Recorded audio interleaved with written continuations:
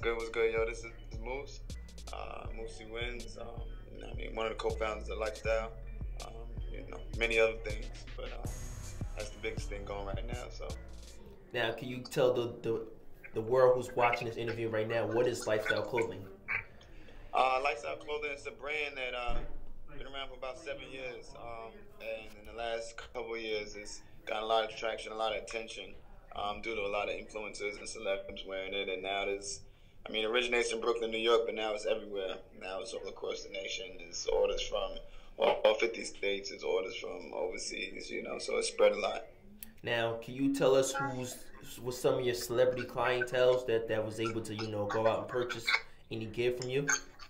Our clothing been on a lot of people. From Diddy to Cardi to Anthony Davis to everybody. To Tory Lanez. It was on HBO. Insecure. It's been on VH1. It's been everywhere. I've been on pretty much everywhere. Of course, there's a lot of A-listers we still want to make sure that we can connect with, but it's been all over. Nice. Now, what was your favorite encounter with a celebrity that you had to, give them what they purchased? Like, say the interview with somebody. The famous encounter was definitely the first time we met Tory Lanez last March, actually. He came to the shop. He came to the shop when it was pandemonium. He came to the shop like the day after he released his project. Mm-hmm. Dang, what was that project called? I forgot. Right after he released that project last year. Memories Don't Die. Right. He came to the shop, and it was packed in there already. He came with his entourage, and it was just pandemonium, and he was giving out CDs, and he stayed for a while. That was probably the best experience. Nice. Now, let's take it back to life outside of lifestyle and your hustle and your grind. Like, how are you able to juggle fatherhood and your entrepreneurship? It's tough. As you said when you first got on the phone, I don't get a lot of sleep. I just always try to, I never want my adult life to interfere with me being a parent. So I try to schedule everything around my son's basketball and his extracurricular activities. So I do that a lot. If he has something going on, if I'm away and he has something going on the weekend, I try to get that flight back early to make it back to his game. He's a little complicated because sometimes he has a lot of flights. So I just be trying to meet him where he's at. It'd be a lot. But it's all worth it in the end, Now, speaking of your son in basketball, I know he's played for AAU team that's like one of the top programs in the city. Like, how does it feel to really try to meet him halfway regarding coming from different coasts, different regions of the United States to be his number one support system in a kind of highly competitive playing field? It's been tough recently because I have to remember I be on a wave of just focus the way I be moving like that. And a lot of times I have to remember that I'm a dad first. Like, in recent times I've had to scale back because I've been putting, I'm all about excellence and he knows that, but I got to remember I'm a dad first. So a lot of times I put a lot of pressure on him, and in recent times he's been traveling so much that I'll meet him in that city, and I'm not really being a dad. I'm just like, yo, we need excellence. We need to kill it. Right. So finding that balance is a journey in itself, definitely. Now, what's one major principle you'd like to install in him as he gets older? Oh, be number one. I tell him that all the time. And life, all aspects of life is about competition. All. And if you're not top tier, nobody cares. Nobody. And that goes for everybody. Who I always ask him, who came in 6th place last year in the NBA? Nobody knows. Who was 12th place in steals? Nobody knows. Mm-hmm. The top 3 maybe, but after that, nobody really knows. So, life's about competition, and don't even engage in something that you're not trying to be best at. Like, if you're not trying to be the best, then don't engage. Maybe for leisure, but don't spend time doing it. Right.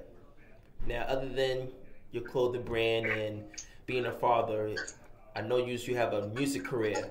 Like, how's that coming about?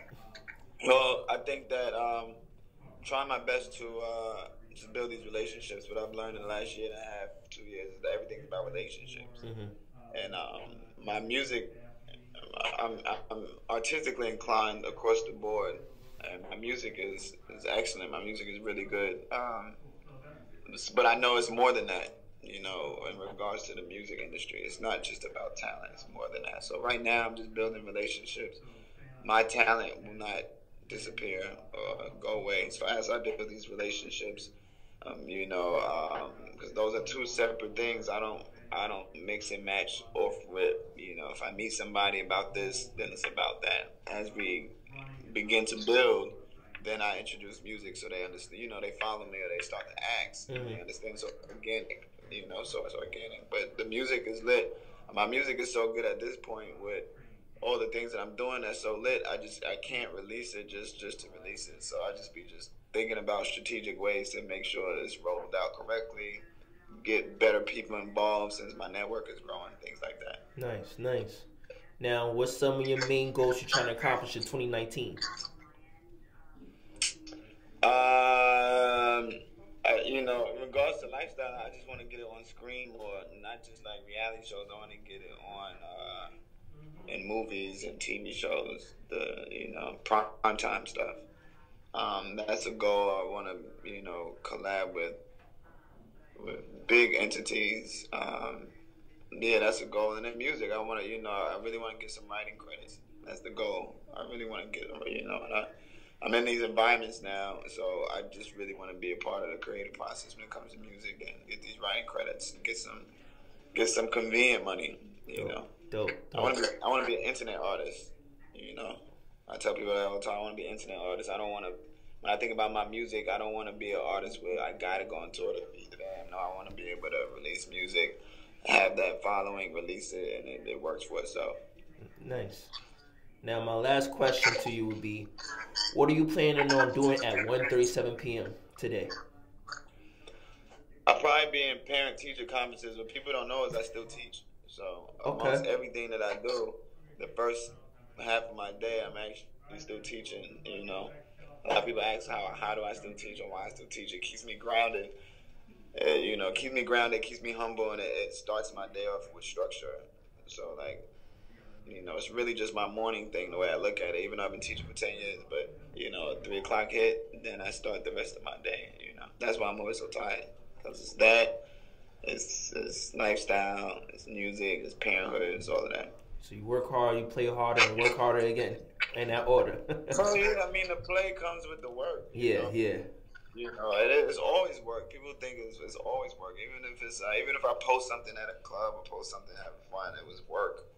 And that moment that I captured happened to be fun. It's always work. Always work. Are you able to install some of your entrepreneurial skills to your students? I talk to them about it. I give them speeches just about same thing I tell my son, just being the best. What do you pour your energy into? What are you feeding your brain?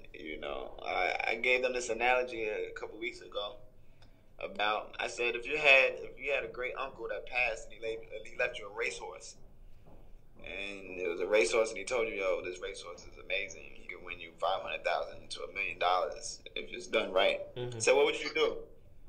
He was like, we train it. I was like, how you know how to train a horse? They was like, we research it. I was like, all right, what would you feed it?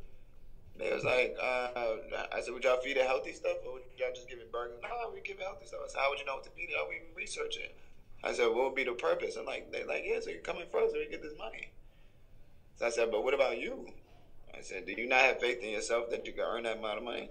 I said, what do you feed yourself? Do you feed yourself healthy things? Do you feed yourself information? Or is it things that you love to do? Do you go out and research how to do it so you can build yourself up to make this money? And if that's not the case, then it's like you telling me that you believe more in a racehorse than you do in your own self. So I just try to preach to them. And I know it goes over their heads now, but these are the things that come back to them when they, just a little bit older, and they understand the importance of life and what life is really about. It's about winning. Dope. Well, good looking out, bro. Appreciate you taking time and everything. But, no problem. You're the homie. Definitely. And shout out to 137 for having me. I appreciate that. No, we appreciate you for taking time out. That's all. That's the most important thing. Definitely. Support Lifestyle. You can follow us at Lifestyle NYC. And you can follow me at Moosey Wins. You can always go to the website, Lifestyle website, cop anything, and stay abreast of everything that we're doing. And I appreciate y'all showing me a little bit of love.